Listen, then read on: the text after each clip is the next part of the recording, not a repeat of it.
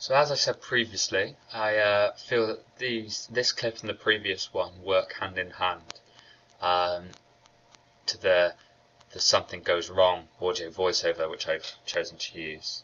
And as I said before, I think that these use the conventions of a typical trailer and typical media product, but I feel that I've even gone that one step further and developed them here.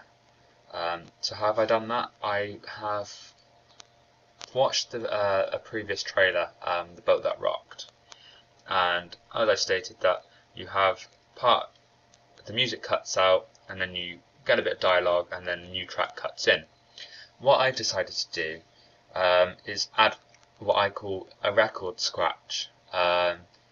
You get these, this is like the typical over-dramatized comedy, where you have someone say something, maybe in a cartoon or something, you hear a record scratch, everything goes silent, you have all the characters, whether they're cartoon or whether they're real life people, stop and look at what's going on, and there's no music in the background.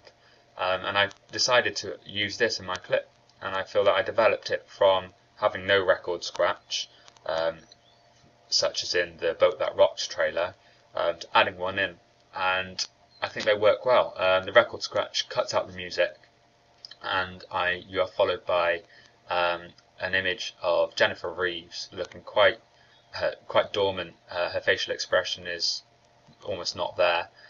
She doesn't know how to react really. I mean, I think that's expected. I mean, if someone says "I love you," then I mean it's quite, it can go either way, depending on how you feel. So I decided to show this in my trailer, and I think it works well again. I think the following clip from this one as well works hand in hand, although this clip although it's a different location, I think that the mise-en-scène could be improved. The lighting isn't perfect, which again could be improved if I had longer time, and again with the mise-en-scène there too. But I think that the idea between the two clips and the record scratch, which challenges the conventions and develops them, is much better than I expected. However, there is a part which I'm slightly disappointed in, which comes on from not the following clip, but the clip after, but I'll explain that once we get there. This clip here again follows on from the Something Went Wrong audio voiceover.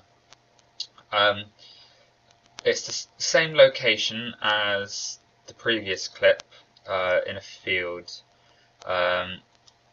I was quite disappointed with the quality of this clip actually, and I think partly it was the camera, as it's quite pixelated, as quite fuzzy in areas, though again obviously the lighting wasn't at its best, but this works together with, as I said with the clip previously, it's her running away from the fact that one of the boyfriends said he loves her,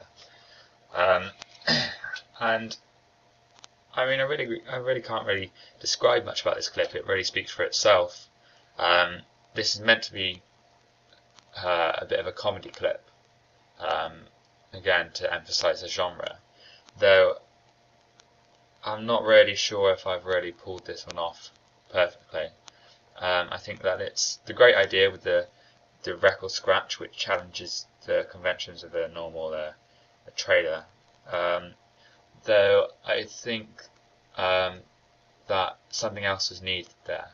I had a few comments back from Dan Sambo in my audience feedback saying that the length of the gap of audio there is a bit too long.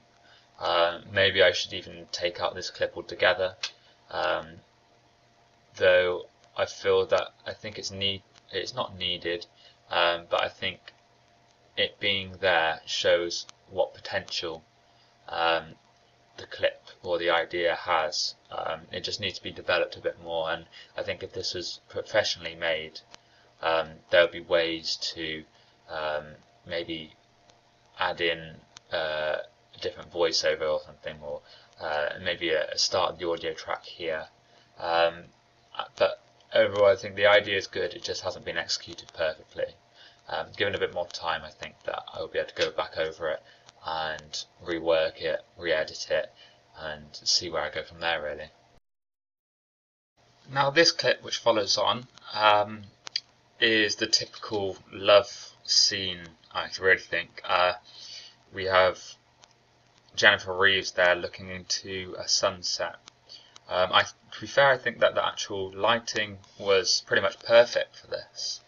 And the mise-en-scène is not too bad either. You have, I think the clothes work well, shows that she's quite a relaxed character. She's not too smart, not too casual. And you have the nature, like trees in the background, which kind of again reflect the nice setting for a sunset. And you have the typical, it's her on her own, looking into the sunset, not with someone else, so she's thinking things through. Following on from the voiceovers which say something went wrong, you could really reflect this as an audience to see to see how she's moved on from what's happened to where she's going now. Something's gone wrong, she's now thinking about it, and I guess if I made the proper film and that was aired, then I think you'd see a following on part from this where it gets resolved. Whatever problem will happen, it is resolved. And I think that this again is, although this is a really nice clip and I really like this one, I think this one's more of an interlude for the movie. I think it's more of a, you've seen that something's gone wrong. One of the characters says, "I love you," and I think this just really emphasizes that she's still quite worried about it. She's taken her time to think about it, looking into the sunset there. I don't think I can really say much more about this clip. I think it uses the conventions of a typical media product. The reason being, obviously, that when you associate looking into a sunset like that, if you saw that in a film, you would think they'd be thinking about something. And I think I've done exactly the same thing. No specific camera angles here. I've given a mid shot again, so you can see a lot of the character, not just a close-up. Though I would have thought maybe a close-up would have worked, maybe mixed between having Jennifer Reeves looking at the sunset and then maybe have a close-up on her face looking towards the sunset and not the camera. But again, I think I'd need more time for this, and if this was done professionally, I think it could be worked into something a bit better. But overall, I'm pleased with this clip, and I think it does work well, and it really follows on from what I've just previously stated with the "I love you" comment from one of their boyfriends.